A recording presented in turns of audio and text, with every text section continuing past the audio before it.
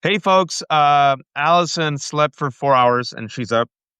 And naturally, she's like, "Hey, Waj, okay, let's talk tomorrow." We were on late last night briefly, and by being on, I saw that Allison was on, and I'm like, "Of course, Allison is on." And she had two really smart legal geeks, and I wanted to just hear them, so I jumped on. Because there was some good news last night, and I know y'all are catching up with the news about these judges who are trying to resist Donald Trump and him unleashing his Gestapo and the National Guard in Portland, in Chicago, in California, pretty much everywhere. Stephen Miller has openly tweeted the supervillain plot, accusing the rest of us or any of us who resist as left wing terrorists, and has used the word insurrection yet again because he wants to unleash the Insurrection Act, and is using the word invasion because apparently he believes that the U.S. is being invaded by people who look like me. But judges, folks, even Republican appointed judges, are saying, not so fast. So the person who understands this really well, who's researched it, and who talked about it late last night as it was breaking, is, of course, the one, the only, the indefatigable Allison Gill of Mueller, She Wrote, and the Daily Beans podcast, who now has videos up on Midas Touch. She never sleeps. She's a machine. Allison, the somewhat good news. I know, folks, things are terrible, but we have to take the good news. And I think there is some good news here. As Trump and Stephen Miller and Russell Vought are overreaching, as they're being braggadocious, arrogant, openly sharing their plot, thinking that the world is going to actually rally. I think these are all signs of weakness. The overreach is a sign of weakness, and now you're seeing pushback come from every angle. Allison, can you break down the good news? I think it's good news of what we found out last night. Yeah, sure. I was had the honor of jumping on and talking to Anna Bauer from Lawfare and Adam Klasfeld from All Rise News. And we talked about how we had just dialed into a hearing, an emergency hearing called at the last minute on a Sunday night, 10 p.m. Eastern, 7 p.m. Pacific, in Oregon. And basically the timeline sort of breaks down like this. And the judge took note of the interesting timeline. Right. So Trump called up National Guard to Portland, and Portland and Oregon, both the state and the city, sued.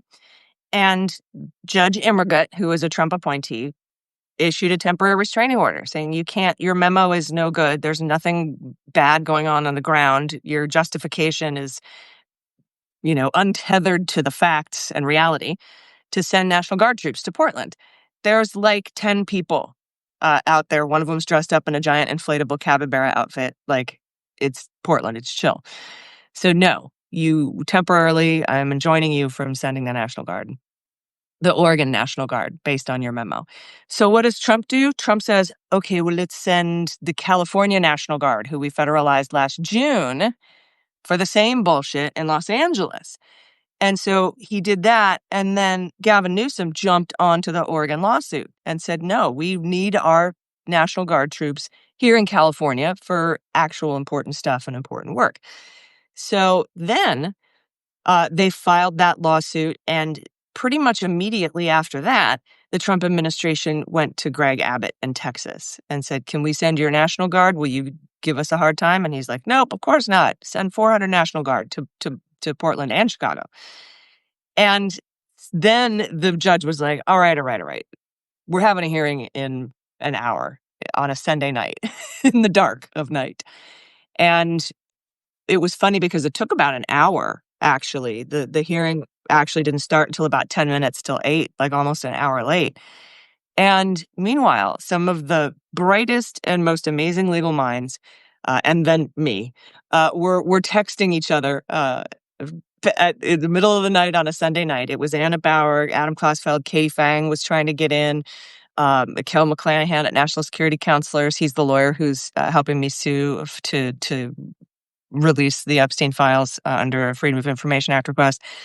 We were all sort of chatting and waiting to get into this hearing. And then when we got in, the hearing was pretty incredible. The judge was very upset and asked the Department of Justice to tell her why this wasn't gamesmanship. How is this not gamesmanship? How are you not circumventing my order? by saying, well, okay, we won't call up the Oregon National Guard then because you blocked us from that memo. So we're going to send California. We're going to send Texas. She's like, how is that not violating the spirit of my order? Well, when we called up the California National Guard in that memo in June, it was, to help any, protect federal property. And so we're using that to protect federal property in Portland. She's like, Mr. Hamilton. She must have said that like 10 times. Mr. Hamilton, She was pissed. please. And so right there from the bench, she ruled after, by the way, reminding Mr. Hamilton multiple times, you are an officer of the court and obligated to tell me the truth. She ruled from the bench, all right, fine, you want to play that game? I didn't think I'd have to do this, but I will issue a second restraining order saying that National Guard from any state or DC can be sent to Portland because my order, she said, is based on the fact that there's nothing going on the ground in Portland that warrants the National Guard. Not which National Guard can be called up. That wasn't the point of my ruling. The point of my ruling is you're full of shit. Portland's awesome. You can't have National Guard. So she issued that second restraining order. And we were all just sort of like, because this is a Trump appointed judge. And of course, Trump appointed. Yeah. Okay. I was thanks for. I knew she was Republican appointed. I forget that she was Trump appointed, and the fact that she did it back to back on a Sunday night with those words against a Trump lawyer, she was pissed. That's I think also big news is that she's like, no, she's like, even though Trump appointed me, I'm going to go for the rule of law. But continue. Sorry, Allison. yeah, no, I mean that's basically it. And again, I explained a little bit about why it's a temporary restraining order, why it only lasts 14 days. A TRO can't be more than 14 days. You can extend it once for an additional 14 days. The idea being, while I decide whether or not I'm going to issue a preliminary injunction, which is a more permanent block against the guard being called up, while I decide that, right now you can't do it. We need to keep everything status quo and follow the law temporarily while I consider a more robust one. Now, of course, Donald Trump and the Trump regime have already gone to the Ninth Circuit Court of Appeals with this, and you're not supposed to be able to appeal a temporary restraining order because it's a temporary restraining order. You got to wait till you get a more permanent ruling to appeal it because temporary restraining orders are based on first impressions and whether or not they make a good showing of irreparable harm. And California and Oregon were able to do that, and that they have standing, and that the judge has jurisdiction. So, she was so mad. And at the end, when Mr. Hamilton was like, oh, she's like, all right, we good? Okay. Do you understand my order? Do you understand the words that are coming out of my mouth? Nobody goes to Portland for a minute while I work on a preliminary injunction. And Mr. Hamilton was like, I have one more thing, Your Honor. And everyone was like, no, like, keep your mouth shut, bro. She's like, what? And he's like, you know how we asked you for an administrative stay as well as the Ninth Circuit? And we also asked you for a more permanent stay. And she's like, yeah, those are both denied. Court is adjourned. Like, get out of my face. It was... And look, you made a point that this is an administration that treats the rule of law and the Constitution as Play-Doh, and they have their hacks and their reeks in the Supreme Court. We understand, and we know how they've defied court rulings before. For example, when it came to the 200 plus men, including Kilmer Abrego Garcia, who were abducted, detained, and then deported without due process, and Judge Brosberg ordered that plane to turn around, and they said, oh, well, it's too late. It's in international waters. And then even after ICE itself admitted that they sent Kilmer Abrego Garcia on error, they have since then, to this day, refused to admit that error and instead, created and manufactured what I think are defamatory statements against Kilmer Abrego Garcia. So we know that they kind of treat the law like Play-Doh. However, what the good news here, folks, is that a Trump-appointed judge last night slapped him down in the face, and hope is contagious, but so is courage. And then today, a couple hours ago, Allison, you saw Illinois and Oregon are following suit and suing as well. And now you're seeing this resistance from these three states, Oregon, Illinois, and California banding together, the governors banding together, the mayors banding together, the communities banding together, the lawyers banding together. And people might say, okay, well, what does it matter, Allison Watch? You have the Trump administration. And my response to that is this is a weakened administration filled with incompetent, reckless, unstable people stabbing each other in the back that doesn't have the numbers. And what we're seeing right now is multiple leaks in the ship's hull. And they're trying to put band-aids on all the holes, but there's just too many holes. Economy is souring, our allies are souring, Epstein files ain't going anywhere. Candace Owens is promoting conspiracy theories. Laura Loomer's pissed off. The base is pissed off about Israel and bailing out Argentina. And now you got the National Guard everywhere, and 60% of Americans are against this. And the numbers have come out. He's negative double digits on the economy, on inflation, on tariffs, and now he's negative 10 on immigration. So for me, more and more resistance like this, even if it seems small, it's the opposite of capitulation. And it's another problem for Stephen Miller, Russell Vought, Pete Hegseth, and Donald Trump. Your take on it? Yeah, no, I agree 100%. And I just want to point out one more thing about the case, the hearing that happened last night. We've seen multiple times, I have at least, and folks who listen to like the Jack podcast about Jack Smith's investigations, multiple times Donald Trump make one representation in the court, in a courtroom, and another to the public, because he knows he can't get away with the lies and the propaganda in court most of the time. For example, when he told everybody he declassified the documents that were in his shitter with his mind, I can declassify whatever I want. He never made that argument in court because it's BS. And also because he knew that it didn't matter if the documents were classified. The Espionage Act is about national defense information, not how classified something is. He also wanted to do what's called an advice of counsel defense, where he told everybody in the world publicly, my lawyers told me not to hand over the classified documents. But he never put forth that defense in court because it's BS. He also told the public he called the National Guard out to D.C. On January 6th. I called out and had 10,000 National Guard troops. But in court, he didn't make that assertion, nor did, I think, Kash Patel when he testified in the Section 3 of the 14th Amendment case in Colorado. He didn't lie on the stand and say that Trump called out 10,000 National Guard. He said Trump didn't call out any Guard troops on January 6th. That's why they had to pivot to blaming Nancy Pelosi for not doing it, and that somehow it's her job, even though now we know Donald Trump loves to call out the National Guard and is really the only one that can do it in D.C. So with all of that in mind, this hearing last night, the argument that the government was making to send troops into Portland from California and Texas was that the judge said only Oregon National Guard can be called up. It was a technicality. Had he been able to make the argument that the situation on the ground in Portland, it warrants the California National Guard being called up, that's a whole different story, because that's the basis for her original restraining order. But they can't make that. They can't make that claim that the situation on the ground in Portland is bad. It's a war zone. They make it to the public. Stephen Miller shows videos to Donald Trump of Umbrella Man, a boogaloo boy, breaking windows and starting fires in the George Floyd protests, and says, look at what the radical left is doing in Portland. It's mayhem. It's war. It's insurrection.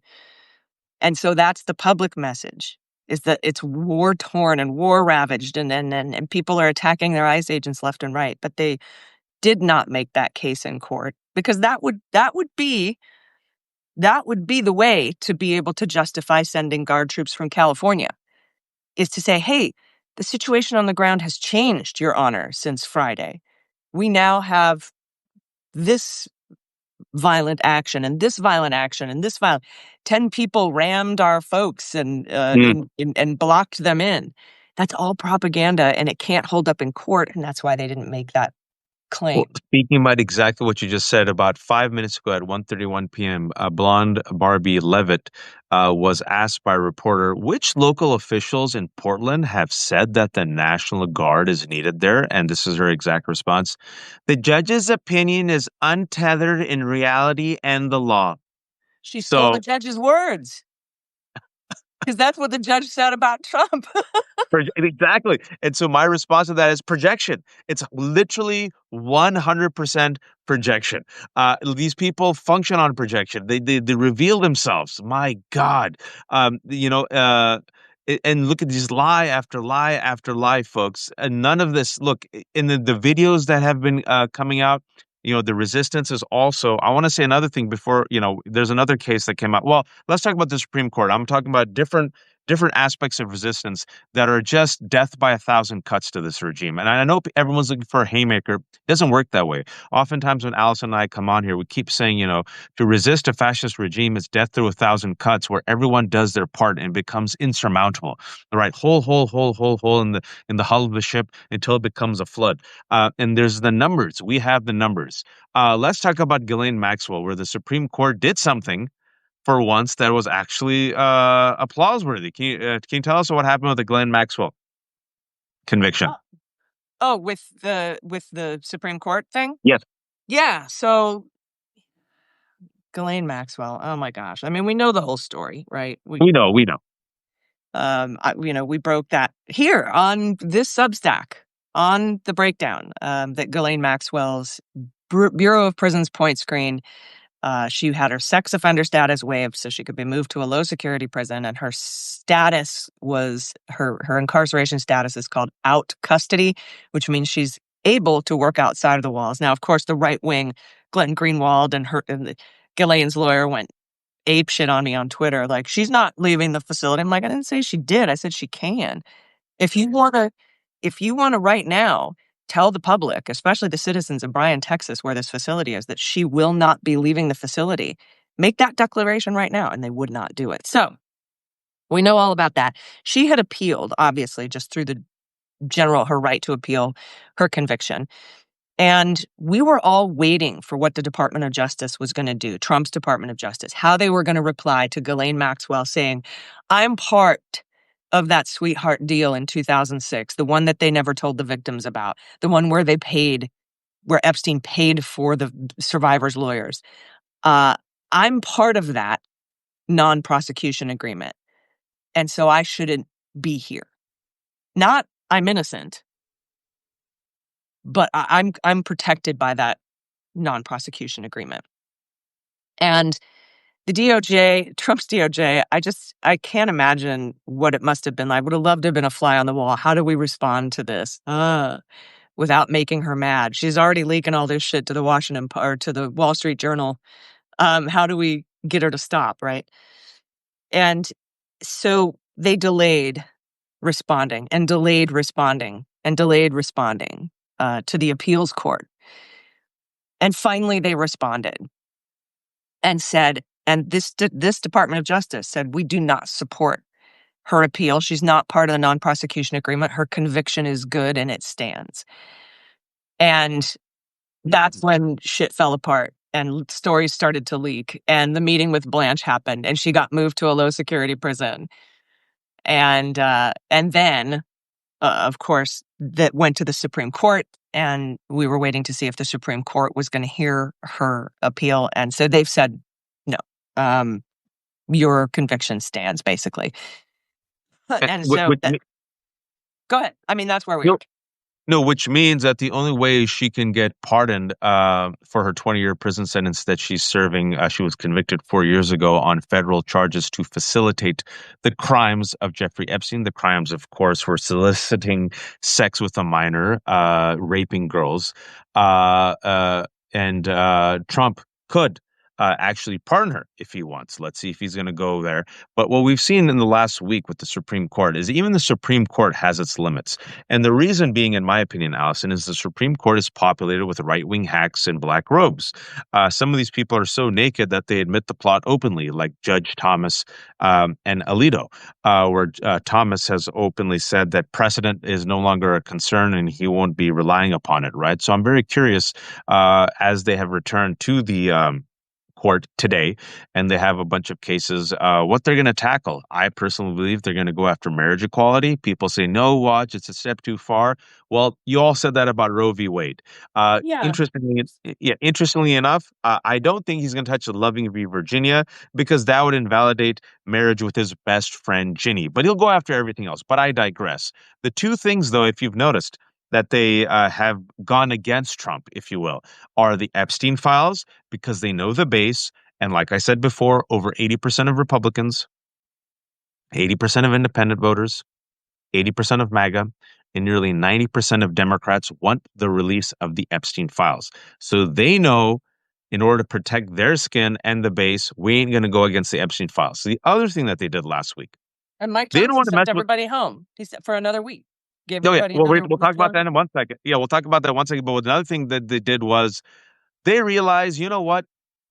We'll let Trump be authoritarian on everything, but if he messes with the Federal Reserve, that's not good for our bottom line. So you can't fire Lisa Cook. Just let the Federal Reserve be independent because we like money, money, money, money. But speaking about Epstein, even though the Supreme Court's not touching it, can you tell us what super Christian, very, very religious Mike Johnson has decided to do with Adelita Grijalva? Grijalva. Um, First of all, she won that seat by 40 points Wow. in Arizona's 7th district. It's a Democratic district. Her father held it before her, Raul Grijalva. I grew up there, so they're like my little sister state. I like how the little tear of pride was there right now. Mm. And she's taking over for her father, who died during complications of cancer treatment. She's brilliant. She's wonderful. She's incredible. She's going to be a wonderful lawmaker. If you've been watching the media at all, or if you've seen any of the memes going around of screenshots of what MSNBC was showing you, they'll show you the last, I think, 4 people who won their special elections in the House were sworn in the next day. And, including both Republicans and Democrats, except for her. She's the 218th signature on the discharge petition to force a vote in the House on the release of the Epstein files. And whether they win or lose, that vote is important. But also what's important is everybody has to go on the record There you go. for how they feel about releasing the Epstein files. And so he has decided, first of all, he was like, well, we don't get the official results until October 14th from Arizona. And everyone's like, yeah, but you've never waited for official results before to swear people in. So, regardless, he's decided to postpone in the middle of a government shutdown. Yep. When our elected officials should be trying to negotiate a way to get the government open again and running again so that our troops get paid and our government workers get paid instead of working for free. TSA agents, you going to travel anytime soon? They're working for no money. So, he said, we're going to take another week off. And so he's not going to come back until, I think, the 13th of October. So he's running away. It's some people are calling it the Epstein shutdown. The government shutdown is because they don't Yep. want to release the Epstein files. Yep. Or at least not even release the Epstein files, just get a vote on it. Because, I mean, if we think about it, if you vote on releasing the Epstein files, you still have to get the Department of Justice and the FBI and Pam Bondi and Kash Patel and Donald Trump are going to get together and redact whatever they want to redact from them and release whatever they want to release from them, which is what they promised they were going to do on day one. So that's going to take a long time to do. And we're probably not going to get what we want, even if they vote yes on it. They just don't even want to have the vote. That's how afraid they are, folks, that she has been uh, there in DC for about 2 weeks, even before the shutdown. She's like, "Hey, I'm here. Swear me in. I'm here. Swear me in." And also, as Ro Khanna and others have said, and she's also gone on record saying, is that she'll give them a vote. She will give them the 218th vote to vote for the release of the Epstein files, and they should have all the votes to release the Epstein files. There's a bipartisan movement by Khanna and Thomas Massey. Also, Marjorie Taylor Greene and Lauren Boebert have signed on, and I'm pretty sure a few other Republicans might as well. So Mike Johnson was so terrified of this that back in the summer, in August, he was so terrified of, even like Allison, getting the votes on record, right? That he was so terrified that a few Republicans at that time didn't have the votes. That he was so terrified that just maybe at the last second, a few Republicans might switch. That what did he do? He shut down the House. He shut down the House early, and then these Republicans went to Israel to meet Netanyahu. That's how terrified they are, which is why I have been saying for several months, and I'll say again, Epstein. Epstein. One of the three major cankles of the Donald Trump presidency is the Epstein files. The other, in my opinion, is the economy and his health. They cannot escape Epstein. He has tried his best. Folks, at what Allison just said, that's right. They'd keep the government shut down rather than release the Epstein files. That's how compromising those files are, whatever's in those files. And what we know since May, a Wall Street Journal, that flaming rag of the left wing Antifa, Wall Street Journal said that Pam Bondi told Donald Trump in May that he's all up in the files, which means since May, this administration has been engaged in what? A cover up. We can use those words. It's a cover up. And as Allison said, once things started leaking, that was, by the way, Glenn Maxwell, who just randomly decided to leak the notebook to, again, Wall Street Journal, Todd Blanche.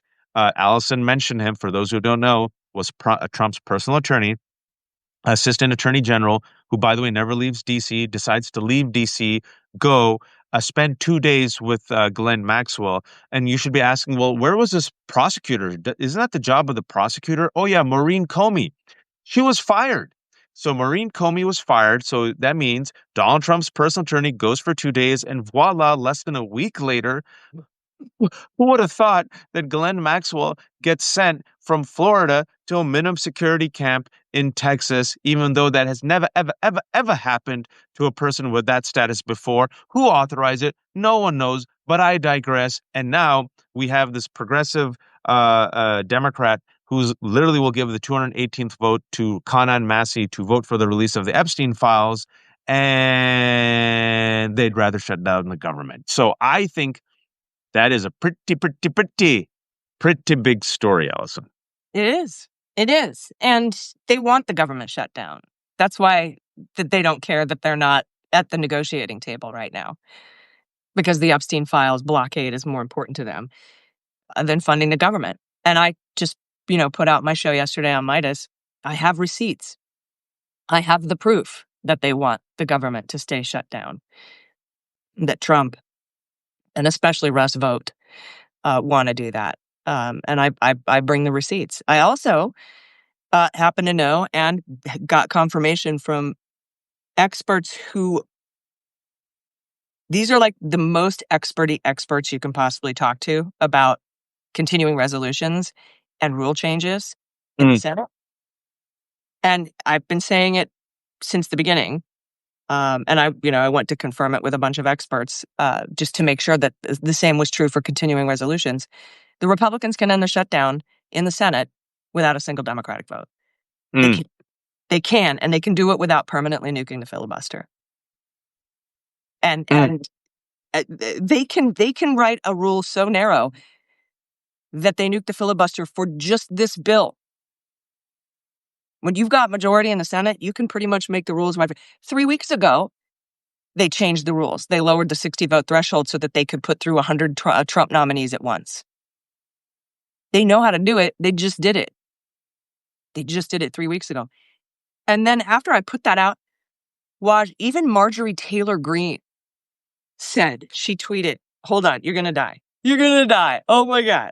You're going to die. Whoa." Sorry, I'm Joey Pantone. Whoa. I have to share this Marjorie Taylor Greene tweet with you. On the government shutdown, here's what you're not being told. If Republican senators wanted to pass the CR and reopen the government, they could by using the nuclear option to override the 60-vote rule and pass the CR with a simple majority. We have 53 Republican senators. That's Marjorie Taylor Greene. What's going on with her? I think she sees where the wind is blowing. And I think her and Tucker and Candace have seen the fissure within the MAGA movement. I've been following this for a while. And they're And I picking think the Epstein files release side? two things they're picking to vulture off and maintain their power and to usurp, if you will, the new MAGA movement after Trump goes, because they see JD Vance as a fraud. The two things that they're picking on, if you've noticed, Israel, Epstein. And on Israel and Epstein, they are very much aligned with the left wing in the sense that they're very critical of Israel, critical of Netanyahu, hate the genocide, don't want to send the money. And on Epstein, they're like, release the files. And they realize this is where the base is moving, the base that we have helped radicalize. They also realize, especially with Israel, there's some people who are America first. There's some people who are against genocide. And there's also some people, let's be honest, who are just straight up anti-Semitic. And there's a few people where it's all of the above, right? But regardless, they're like, ooh, these are two weaknesses that GOP and the modern MAGA movement cannot escape, but we can pivot ourselves out, win over some independents, maybe even win over some Democrats. So I honestly think that's where they're at. And so what I tell people, Allison, is that Tucker Carlson, Lauren Boebert, and Marjorie Taylor Greene are not your friends. They are terrible people, but use Right, yeah, I them. just wanted to Yeah, put that out there because everyone's like, she's not a hero. Absolutely. yeah, She but is some people, no hero. no, she's terrible. And you see some people say, I've had these conversations with folks, and I literally like look at them right in the eye, and they're like, Marjorie Taylor Greene, Candace Owen has been saying some good stuff. I'm like, yes, listen to the rest of the podcast. She is terrible. Yes, on this one thing, sure, a white trash clock can be right twice a A day, white but trash clock. but everything else is terrible. So I just want people to know that, and I'm all for. If you notice on me on Twitter, I did it yesterday. Laura Loomer went against, I think it was Candace or someone else on Israel, and I said trouble's brewing. I'm like, oh, this is intriguing. So I troll, folks. I troll openly because me, Allison, a few others, maybe so many others, we have to spend time, unfortunately, following the right wing because they dominate media, they dominate the news. And so I know how they think and I see these fissures. I try to be ahead of it. And I just try to learn from our British colonizers in the past and divide and conquer, Allison. Nice. Learn from our British colonizers in the past. I mean, that's what they're doing to us. That's what they're Yeah, doing to exactly. us. I mean, every once in a while, I'll run into an argument online of people arguing about the differences between a leftist and a liberal and a progressive and a moderate and a centrist and an ever-Trumper and I think I put a post out about this the other day. All of those things I just mentioned is the same to a billionaire. Every There you single go. one of those people is the There same you to go. a billionaire, and they don't give a shit, whether you're Medicare for all or full direct nationalized healthcare or expanding Affordable Care Act. They want you fighting with each other and not mad at them for what they're doing to you. There was a hit piece out on veterans today Wow. from the Washington Post. The I saw billionaire. I saw that. I saw that, and I'm so it just came out 2 hours ago. How some veterans exploit the $193 billion Virginia program due to lax controls. It was at 12:02 p.m. I haven't opened it, Allison, but literally, I just want to set this up for you because literally when I saw that, I'm like, what the hell? They're attacking veterans? But go for it as a veteran. So 10 months ago, I said, everybody who's a veteran, go get your shots, go get your appointments, get your dental care, get it all, because I think that our benefits are going away. People are like, what do you mean our benefits are going away? I'm like, look at Project 2025. They want to get rid of what's called Group 7 and Group 8 veterans benefits. They want to get rid of non-combat related issues. So like my PTSD, my severe PTSD because of my sexual assault, my military sexual assault, that's not combat related. That was 10 months ago. I'm like, they're going to come after your benefits. So this huge piece comes out in the Washington Post. And what they've done is they've taken a handful of actual fraudulent That's what I thought. disability cases from veterans who bilked the system. And they've applied it to this broader language of, hey, did you know that if you have tinnitus, migraines, depression, and PTSD, you get more money than somebody who is missing one limb below the knee? Like, they're doing this, they're going after the PACT Act. They're degrading that. They're saying, they're accusing basically the VA of making it so easy for veterans to defraud the system. Ask any veteran you know how easy it is to get veterans benefits. Ask them, hey, is it a breeze? Is it like the Bezos Washington Post is telling everybody that it's super easy to get your benefits and game the system? Because that's what they're doing. They're actually starting to insinuate that non-combat injuries are not worth your benefits and nitpicking these tiny little things. Tinnitus, for example. They're like, did you lose your hearing relevant to migraines that you get from depression, or did you lose your hearing because you heard you were in the middle of gunfire? Insinuating that only people who were in combat, which is a very, very low percentage of veterans, are entitled to veterans benefits. And then they tried to tie it to being able-bodied. Those words are being used in this article multiple times. There are people who are getting veterans benefits who can still work. Can you believe it? Disgusting. How dare And they? I haven't even fully absorbed this. Lee McGowan, Politics Girl, sent this to me this morning, and she goes, does this look like propaganda to you to start taking away veterans benefits? I was like, yes, it absolutely 100% does. It mentions non-combat veterans. It mentions things like, one woman said got a hysterectomy, and they were like, she didn't lose her uterus in combat. Why does she get benefits? Like, it's that insidious. I'm so glad you mentioned that because my spidey sense, I'm telling you folks, I was live with Danielle and Democracy, and we get these alerts, and I saw that, and I just read it for you. I read it to you all right as I saw it. How veterans exploit 193 billion dollars Virginia program due to lax controls, and I didn't even click on it, and my spidey sense said, "Huh." The Washington Post is knocking on these vets in my spidey sense. Like I was like, hmm. So I'm so glad you brought that up, Allison. And of course, Washington Post is owned by a billionaire, Jeff Bezos. And I got Jen Budd coming in a couple of minutes, well, at 2:00. But I want to ask you this because I think it's all connected. And I want to end on this. Billionaires. Jeff Bezos, billionaire, owns Washington Post. Jeff Bezos, a billionaire, has given $100 million to Van Jones, who went on Bill Maher's show and with Thomas Frieden yucked it up about dead Gaza kids. HBO and CNN are owned by Warner Brothers Discovery. Billionaire Larry Ellison, hardcore Trumper, the largest single private donor to Israel, hardcore Zionist, wants to now buy Warner Brothers Discovery, HBO, CNN, after he just bought TikTok. His son, Nepo baby David Ellison, is the head of Paramount CBS. Paramount And we have CBS, the Paramount Skydance merger, which resulted Skydance, in Colbert. And then we have the Tegna merger, which resulted in Jimmy Kimmel. I mean, it's all over. and Uh, $150 million purchase of Barry Weiss by David Ellison. And Barry Very Weiss, as of wise. today, is now the head of CBS News and just That would sent. be like putting me in charge of the New York Times. And like, I'm not trying to knock myself here, but like, that would be like putting the Mueller she wrote lady in charge of the New York Times. No, you'd be much better. I think that. Why are you knocking yourself? Mueller, she wrote. I didn't even, I don't have my degree is in public health. Like it's just not a thing. But why? No, but your journalism is much better, much more thorough. Barry Weiss's Free Press is a joke. Barry Weiss's Free Press, she, according to the New York Times, Okay, one it of would the be like putting me in charge of brain surgery at there you go.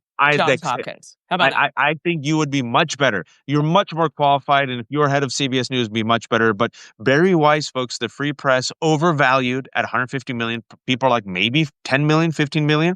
Barry Weiss, who has long used the free press as a salon for the privileged laments of billionaires to crush the woke. Also, she has spent her entire career trying to crush and silence any pro-Palestinian voice, runs interference for Israel. That Barry Weiss, who was my colleague at New York Times, who in her tenure had more public snafus that would have gotten the rest of us fired and humiliated, but she found a way to fail up. One of her advisors is David Sachs, billionaire, part of the South African PayPal oligarchy, who's the head of Donald Trump's. He's a czar of AI for Donald Trump. They're Apparently, according to gobbling the New York Times, everything up, Waj. They're gobbling gobbling. everything up, and now they have CBS. And Allison yesterday said something to me. I just want to end on this. Is she says she's like, "Hey man, you want to go live?" It was like Sunday, and I was like, "I do, but I'm so tired." And then she goes, "Okay, that's fine." And I'm like, "We're freaks." And then your response to me saying we're freaks, you said, "In 40 years, they'll write books about a handful of us independent journalists who tried our best to be honest and truthful." So the rest of us are trying. Allison does 80 jobs, folks. There's 2,300 people watching us right now. If you can, please subscribe to Mueller, She Wrote. It's free. She's a terrible capitalist like me. All of this work she does, she puts it out for free. Please listen to and subscribe to the Daily Beans podcast. And Allison, tell them about the new thing that you're doing because you don't sleep at Midas. Oh yeah, I have a weekly video show at Midas, and you can see it. I've posted about it. I'll probably put it up on my Substack too, so you can catch that. And Waj, everybody, by the way, if you don't already follow the Left Hook, I assume you do. And if you can, if you were able, if you have the means to kick in and support, definitely do it. But we're bad capitalists. There's no paywall. There's never a paywall. We just it's totally voluntary to do that. But I just wanted to bring this post to your attention. I made this post Please. 1 week after the election, November Hmm. of 2024. I said, billionaire grifters are about to dismantle your government. So instead of your tax dollars going to Medicare or Medicaid or Affordable Care Act subsidies or to veterans benefits or Social Security, it will go to them in the form of tax cuts for the wealthy. 1 week after the election. So now, Oligarchy. check. It's the oligarchy. Medicare, check. Medicaid, check. Affordable Care Act, check. Veterans benefits, I think, based on that story that just came out, check. Social Security. I mean, how many times have we heard the word able-bodied being bandied about? They're going to There you go. apply that, means test veterans, means test disabled people.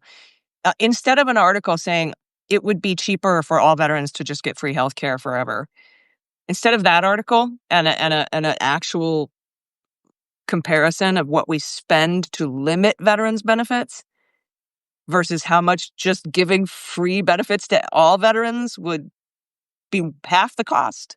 Instead of that analysis, they want to throw a handful of fraudulent people out at us and say, look, veterans are terrible.